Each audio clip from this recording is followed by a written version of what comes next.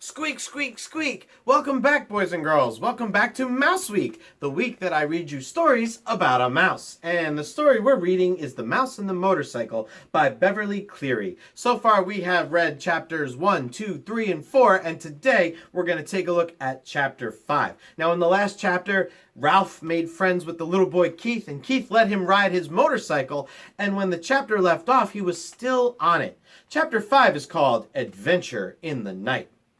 When Ralph had mastered riding the motorcycle on the threadbare carpet, he went bumping over the roses on the less worn parts under the dresser and beside the table. That was fun, too. "Hey," whispered the boy, "come out where I can see you."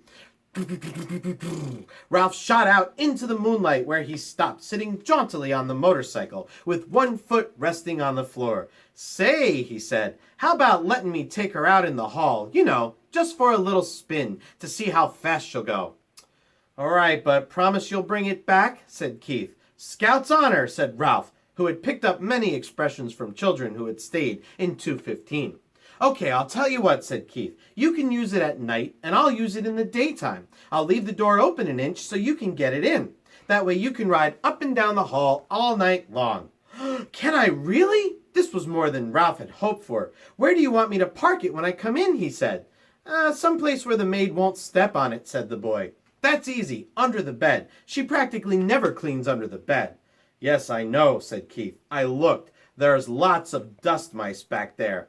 "Please," Ralph was pained. "Oh, sorry," said the boy. "That's what my mother calls bunches of dusty fluff under the bed." "My mother doesn't," said Ralph. "Now how about opening the door?" The boy put his hand on the doorknob. "You, won't let anything happen to my motorcycle, will you?" he said.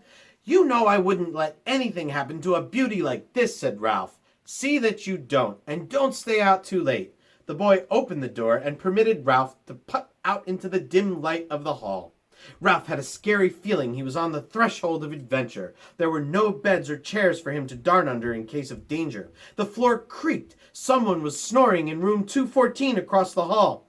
Outside in the pines, an owl hooted, sending prickles up Ralph's spine. Ralph controlled the trembling of his paws while he hesitated outside the door to consider the possibilities of the hall, which was carpeted down the center, leaving two smooth highways of bare floor on either side along the baseboards. It did not take Ralph long to decide what to do. He picked up his tail, took a deep breath, bent low over the handlebars, flattened his ears, and sped down the hallway straight away as fast as a motorcycle would go. He could feel his whiskers swept back by the force of his speed. It was glorious. Ralph had never ventured so far from home before. The old wooden hotel, cooling in the night air, snapped and creaked, but Ralph was brave. He was riding a motorcycle. He passed room 213, ran out of breath, let the momentum carry him past another noisy snorer in room 212, and on down the hall to the elevator, the mysterious elevator that carried people to that wonderful place Ralph had heard so much about, the ground floor. When Ralph came to the stairs, he stopped to look down, knowing it was impossible to ride a motorcycle downstairs, and at the same time wishing he could see for himself the wonders that lay below. He sniffed the airs, and it seemed to him that he could smell strange foods he had heard about. Cinnamon buns with sticky frosting, turkey stuffing, pancakes with maple syrup. A ray of moonlight from a window glinted on the glassy eye of a mounted deer's head over the stair landing and startled Ralph, sending him off down the hall, past the broom closet and the linen room, to the end of the hall where he executed a sharp turn and started back. Exhilarated by speed, Ralph raced up and down. Once, when he heard some people getting out of the elevator, he had to duck behind the curtain of a window at the end of the hall. Toward midnight, he passed Aunt Sissy scurrying along the baseboard. He waved and nearly lost control of the motorcycle. Aunt Sissy stopped to stare when Ralph rode on, feeling pleased with himself, at the same time sorry for Aunt Sissy, poor frightened thing with only her feet to carry her from one crumb to the next. Up and down the hall raced Ralph, until, after an especially noisy burst of speed outside room 211, he was startled to hear a dog bark inside the room. Now it was Ralph's turn to be frightened. Oh, he thought, I'd better be more careful. If there was one thing Ralph disliked, it was people who traveled with dogs. Dogs always sniffed around where they had no business sniffing. Once, a dog had even barked into the mouse hole in room 215. It was days before Ralph's mother got over that. Ralph heard someone moving around inside room 211, and looking back over his shoulder, he saw the door open and a tousled man in a bathrobe and slippers appeared carrying a little terrier. The man looked cross and sleepy as he started down the hall toward the elevator with his dog. He was walking straight towards Ralph. Realizing he was taking a chance, Ralph sped up the motorcycle. If he turned and headed back to room 215, he would have to pass the man. It was better to continue toward the elevator and hope he could find a place to hide. He raced down the hall. The wild barks of the little terrier told Ralph that he had been seen by the dog, if not by the man. "Stop barking," muttered the man to his dog. "I'm gonna walk you. You don't have to wake up the hotel." Ralph reached the elevator, where he drove around behind the ashtray on a stand beside the door. He stopped and waited, tense and frightened. Outside, an owl hooted, was silent, and hooted again. A sudden breeze rattled windows and banged a door. Ralph's teeth began to chatter. The dog whimpered, but the man walked straight past Ralph, pushed a button, and in a moment into the elevator. "Whew," thought Ralph when the door closed. The sleepy man and his little noisy dog just stood there. Maybe he had better lie low for a while. In a few minutes, the elevator returned to the second floor. As the man stepped out, the little dog looked over his shoulder and spied Ralph parked behind the ashtray stand. Because the dog was a captive and he was set free, Ralph could not resist sticking out his tongue and waggling his paws to his ears, a gesture he had learned from children in room 215 and one he knew was sure to arouse anger. Meh. "Let me at him," barked the little terrier. "Oh, cut it out," grumbled the sleepy man, fumbling for the doorknob to room 211, while Ralph, a daredevil now, rode in a giddy circle around the ashtray stand. He had a feeling of cockiness he had never known before. Who said mice were timid? Ha! When the morning song of birds in the pines grew louder than the snores of the guests, and dawn slipped through the window at the end of the hall, Ralph knew it was time to return to room 215. There, he was shocked to discover the door was shut. Only then did he recall the draft in the night and the slam of a door. He got off his motorcycle and pounded on the door with his fist. But what sleeping boy could hear a mouse beating on the door? Ralph knew from experience that he could flatten himself out and crawl under the door of a room, but there was no way he could get the motorcycle through the crack, not even by laying it on its side and pushing. The handlebars were too wide.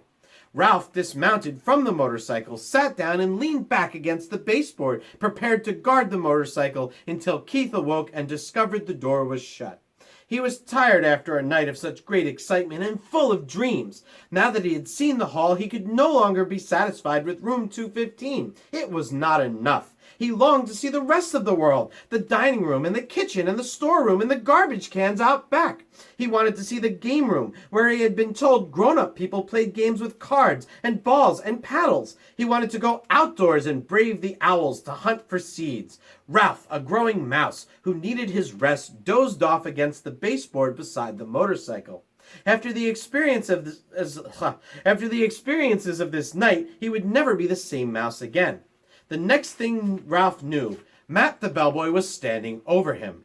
"Aren't you out pretty late?" Matt asked, causing Ralph to jump to his feet, even though he was not entirely awake. "You should have been in bed long ago, but I suppose you were out till all hours, speeding around on that motorcycle." Ralph had seen Matt many times, but this was the first time the old man had spoken to him. He was astonished to discover they spoke the same language. Even so, Ralph stood in front of the motorcycle. Anyone who tried to take it away from him would have to fight him first. "Nice little machine you got there," said Matt. "Kinda wish I was young enough to ride one myself. Must be fun speeding along, making all that noise." Ralph realized Matt was a friend. "Say," he began, "how about helping a little fellow out?" "Sure," said Matt. "What can I do for you?"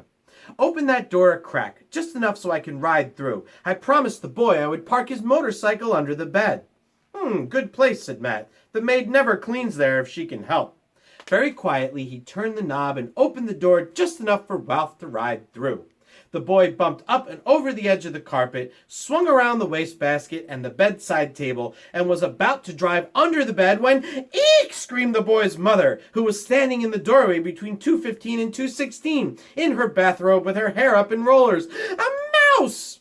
Ralph put on a burst of speed and shot under the bed.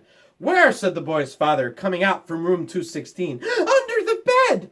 "I'll look, Mom," said the boy, jumping out of bed.